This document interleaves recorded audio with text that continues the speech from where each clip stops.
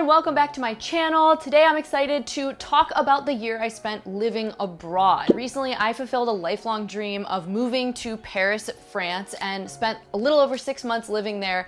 Truly one of the best things I ever did, and I get a lot of questions about what it was like, so I thought it would be fun to make a video all about the biggest life lessons that I learned from living abroad. A little background here: when my husband Brett and I met over 13 years ago, we both talked about how we had this bucket list dream of living abroad someday, so we decided we were going to make it happen together at some point. 10 years later, we were finally able to do it. The first big lesson that I learned living abroad is that people are an echo of you and the vibe you put out.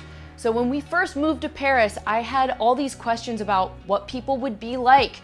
You know, we've all heard cliches about how people are in different parts of the world, and I wondered if, as an American with only my high school French at the time, if people would roll their eyes, or if they would be friendly, or if they would be unfriendly. But the biggest thing that I've learned living in a foreign country is that people are almost always going to reflect back to you what you put out there. If I would go into a cafe kind of feeling nervous and feeling ashamed that my French wasn't better yet and feeling stupid, I would end up putting out this energy, and my exchange with the server usually wouldn't be super eventful, or it would be short and kind of like not friendly. Now, I'm an introvert, so I'm definitely not saying you should change your entire personality or that you have to be super outgoing in order to be open or put out good energy. For me, it really started with changing my attitude about myself. I found that when I stopped obsessing over needing to be perfect at French right away or know everything about living in Paris right away, I was so much more relaxed. And I think people just pick up on when you're comfortable with yourself, and they usually reflect that energy back. Another major lesson I learned is that learning something new is supposed to be hard and frustrating. I've always been the type of person who has gravitated towards doing things that I'm naturally good at, like singing or writing songs or art, and totally avoided things that I wasn't naturally good at, like sports, anything athletic, even working out for a while. I felt like I wasn't good at sports, so I probably wouldn't be good at working out, so I better just never even try. I would avoid things that I didn't know how to do yet, or I wasn't very good at naturally, because I didn't want to feel stupid being bad at them at first. When we moved to Paris, one of my main goals being there was to get better at my French. If you want to learn more about why I started learning French and the background on that, you can check out this video. So with that in mind, I hired an amazing private tutor the second we got there, and I was ready to make it happen. And this might sound ridiculous, but when I didn't suddenly become fluent in French after, 1 month of several intensive lessons with my tutor per week, I started to get really discouraged and question if it was even worth it, and if I would ever get to a point where I would be good enough to have a conversation with anyone. Now that's crazy, because obviously learning a new language is not something that you just do in 1 month. As somebody with very perfectionist tendencies, I put all this pressure on myself to pull a fully fluent French-speaking rabbit out of my hat within a couple of weeks of hiring a tutor. And living in a country where they speak that language doesn't necessarily mean that you're going to all of a sudden fast-track your learning. It helps, but it's definitely normal for learning something new, especially something like a language, to be really difficult at first. It's supposed to be that way. It made me realize that I haven't learned a lot of new things in my life that have a learning curve as difficult as learning a new language. The only thing that I have to compare it to that was equally as difficult was learning to play the guitar. And just like when I learned to play guitar and my fingers were absolutely killing me from months of trying to force my hands to memorize these weird, unnatural positions and create the chords that I wanted to play, I had to struggle to train my brain and my tongue to form new connections and sounds in French in order to talk to somebody in Paris. It's okay that it's really difficult, because learning anything worthwhile in life usually is. The next major lesson that living abroad taught me is the sooner you stop taking things personally, the happier you will be. This one is huge, and it kind of surprised me, but it's probably one of the biggest takeaways from that experience, because as an expat, you're constantly learning new cultural norms and trying to navigate a new country, a new language, so inevitably that means that you're going to f up now and then. And some people will not be happy with you about it. But you know what? It's fine. Coming from the Midwest of the US, we have a very apologetic tendency and get confused easily when people aren't always overly super nice.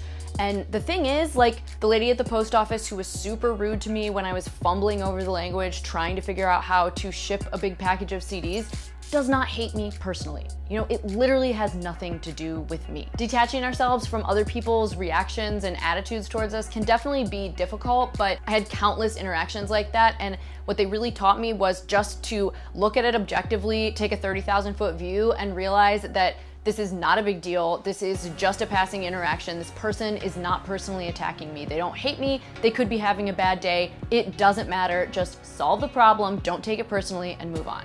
Living abroad also really taught me that if you want something, start taking steps toward it before you're ready to do it. I'm the type of person who wants to be fully prepared to do something before I dive into it or before I even think about diving into it, but the truth is that if we wait until we're 100% ready and prepared, we will be waiting forever. Obviously, I'm not saying that if you want to become a pilot, you should go try and fly a plane before you've had any training. Clearly, that's not what this is about. But if you want to fly planes and you're scared to enroll in lessons, you gotta enroll before you're ready to enroll. You have to start the process toward the thing you want while you're still scared. Living abroad was something that we both wanted to do ever since we met, and eventually we had to take the leap and just do it. And taking the leap was broken down into a ton of small, manageable steps that involved us planning and budgeting and working up to a place where we felt like we were confident we could do it. If there's something you want, taking that first small step toward it is the best way to ensure that you'll actually end up doing that thing that you want to do someday. One of my favorite lessons I learned from this experience was to intentionally take time to appreciate the moment and the little things in life. One thing that I think the French have figured out way better than we do over here in the US is enjoying the moment. If you've ever been there, or honestly anywhere in Europe in general, you probably remember seeing a bunch of people just out at cafes for hours lingering over the same bottle of Chardonnay with a friend, taking as long as they need to catch up. I can honestly say that when I lived over there, I